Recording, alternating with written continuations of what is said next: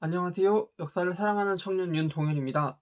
광주, 우리 지역에는 해결해야 할 문제들이 참 많습니다. 전방 일신방지 공장 부지도 개발하고 코스트코도 들여야 되고, 무등산이랑 어등산도 개발해야 되고, 공항도 무안으로 옮겨야 되고, 아문당도 살려야 되고, 일자리도 늘려야 되고, 그뿐인가요?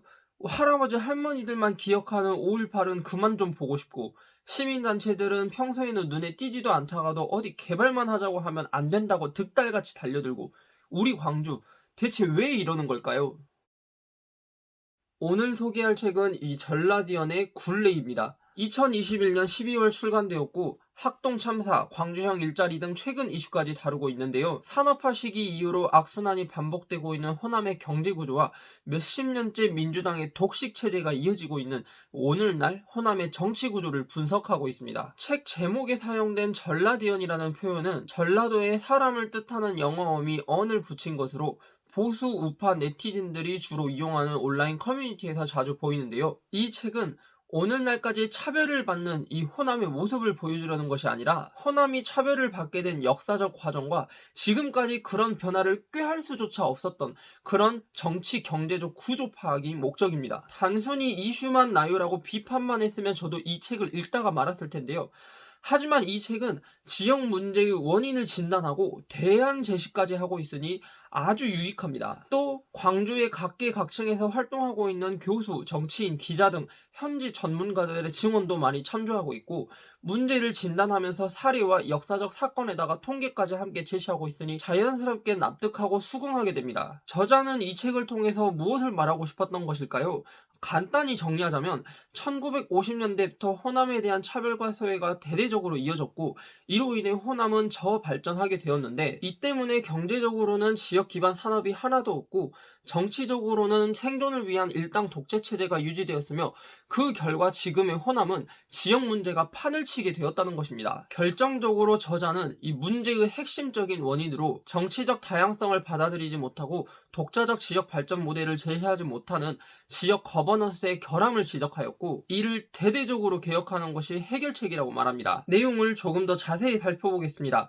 이 산업화가 시작된 1950년대 이후 정치적 주도권을 잡은 엘리트들은 사회 경제 할 것 없이 지연과 학연으로 연결되었고 그 과정에서 호남은 배제되었습니다. 그래서 많은 이주민들이 타 지역으로 넘어가 하층 집단을 구성하고 2등 시민이 되었습니다. 이때부터 차이가 벌어지기 시작했습니다. 5.18이 일어나고 거의 모든 영역에서 호남에 대한 차별과 소외가 심해지자 지역에는 제대로 된 산업 기반이 마련되지 않았고 자본을 마련할 수 있는 제조업 대공장조차 하나 없었습니다. 다른 지역에 비해서 호남 지역민들의 소득과 임금은 낮고 임시직 근로자 비율과 저소득층 비율이 많은 것도 당연한 일이었습니다. 소비 여력이 저하되고 자본 순환이 줄어드니 자연스럽게 지금의 일자리 문제로 이어졌고 공무원이 되기 위해 노력하거나 탈호남, 탈광주를 꿈꾸는 청년들이 많아진 것입니다. 정치 영역에서 문제 또한 적지 않았습니다.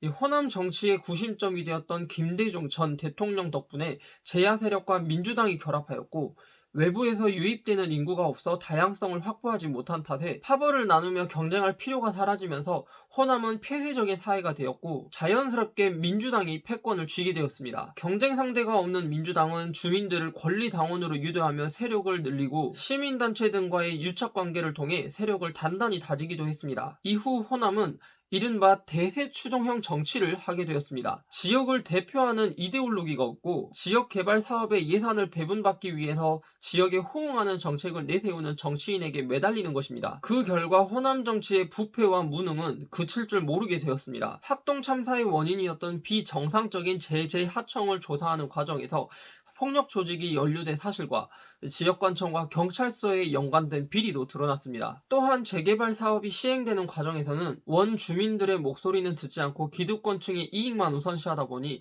부정과 비리가 싹트고 건설업 회사들은 돈이 되는 부동산 사업 중심으로 아파트만 짓다 보니 광주에 아파트가 많아지게 된 것입니다. 지방정부의 무능함을 보여주는 사례로는 아시아 문화 중심도시 사업과 광주형 일자리 사업을 들었습니다. 광주를 문화수도로 만들자는 뜬금없는 제안에 제대로 된 사업 계획이나 계획을 뒷받침할 인적 자원도 없이 국립아시아문화전당이라는 건물만 짓고 활성화되지 못하며 말로는 노사 상생형 일자리라고 하지만 전적으로 현대차 그룹에 의존하고 있기 때문입니다. 정치 경제 구조가 흔들리는 상황에서 지방 분권 체제에도 균열이 일어나기 시작했습니다. 지역 발전에 있어 중앙 정부의 자원이 중요한 상황에서 지방 자치단체는 중앙 권력에 예속될 수밖에 없습니다. 하지만 그동안 SOC 투자가 누적되면서 그 효과는 줄어들고 대규모 인구 이동이 줄면서 중앙과 지방의 관계가 단절되고 시간이 지나도 지역의 상황은 계속 악화되니 민주당과 현지 엘리트들에 대한 불신은 커져만 갔습니다. 저자는 이와 같은 호남 지역 문제를 살펴본 결과 지역 거버넌스를 개혁해야 한다고 주장합니다. 소수파가 진출할 수 있도록 비례대표 비율을 늘리거나 지역 정당을 창립하여 서로를 감시하고 견제해야 된다는 것입니다. 또한 자생적인 발전 역량을 키울 수 있도록 대학에도 투자하고 세계시장 수출 지향적인 사업을 시행하는 등 독자적 지역 발전 모델을 만들어야 한다는 것입니다. 책을 읽고 난 뒤 느낀 점은 다음 영상에서 확인할 수 있습니다.